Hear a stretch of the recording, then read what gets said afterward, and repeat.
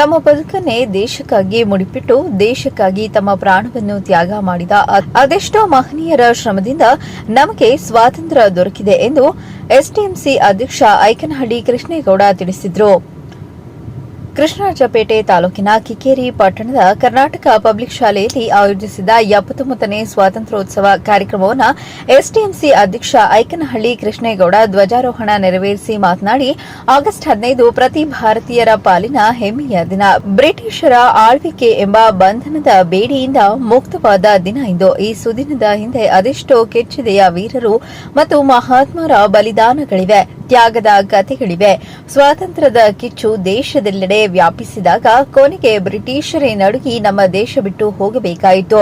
ಈ ಮಹತ್ವದ ದಿನಕ್ಕಾಗಿ ಅಸಂಖ್ಯಾತ ಹೋರಾಟಗಾರರು ಸಂಕಲ್ಪ ತೊಟ್ಟಿದ್ದರು, ಧೈರ್ಯದಿಂದ ಹೋರಾಡಿದ್ದರು, ಕಠಿಣ ಹಾದಿಯನ್ನು ಶ್ರಮಿಸಿ ದೇಶ ಪ್ರೇಮದ ಕಿಚ್ಚು ಹಚ್ಚಿದ್ದರು. ಹಾಗಂತ ಸ್ವಾತಂತ್ರ್ಯ ಪಡೆಯಬೇಕೆಂಬ ಕೆಚ್ಚೆದೆಯ ಹೋರಾಟದ ಹಾದಿ ಸುಲಭದ್ದಾಗಿರಲಿಲ್ಲ.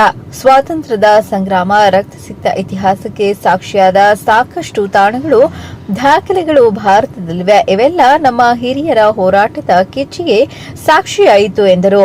ಈ ಸಂದರ್ಭದಲ್ಲಿ ಎಸ್ಡಿಎಂಸಿ ಅಧ್ಯಕ್ಷರಾದ ಐಕನಹಳ್ಳಿ ಕೃಷ್ಣೇಗೌಡರು, ಸದಸ್ಯರಾದ ಕೋಡಿಮರನಹಳ್ಳಿ ದಿನೇಶ್ ಬಾಬು, ಕೆಬಿ ಶೇಖರ್, ಸೊಳ್ಳೆಪುರ ಶಿವರಾಮು, ಗ್ರಾಮ ಪಂಚಾಯಿತಿ ಅಧ್ಯಕ್ಷರಾದ ಶ್ರೀಮತಿ ಭಾರತಿ ಪ್ರಕಾಶ್ ಸೇರಿದಂತೆ ಇತರರು ಕಾರ್ಯಕ್ರಮದಲ್ಲಿ ಭಾಗವಹಿಸಿದ್ದು, royal school, Dronacharya education trust, Hoysala ಖಾಸಗಿ ಶಾಲೆ ಮತ್ತು ಸರ್ಕಾರಿ ಶಾಲೆಗಳ ಸಾವಿರಾರು ಮಕ್ಕಳು, ಶಿಕ್ಷಕರು ಧ್ವಜಾರೋಹಣ ಮತ್ತು ಸಾಂಸ್ಕೃತಿಕ ಕಾರ್ಯಕ್ರಮದಲ್ಲಿ ಭಾಗಿಯಾಗಿದ್ದರು. ಶಂಭು ಕಿಕ್ಕೇರಿ, ಚಾಮುಂಡಿ ನ್ಯೂಸ್, ಕೃಷ್ಣರಾಜಪೇಟೆ.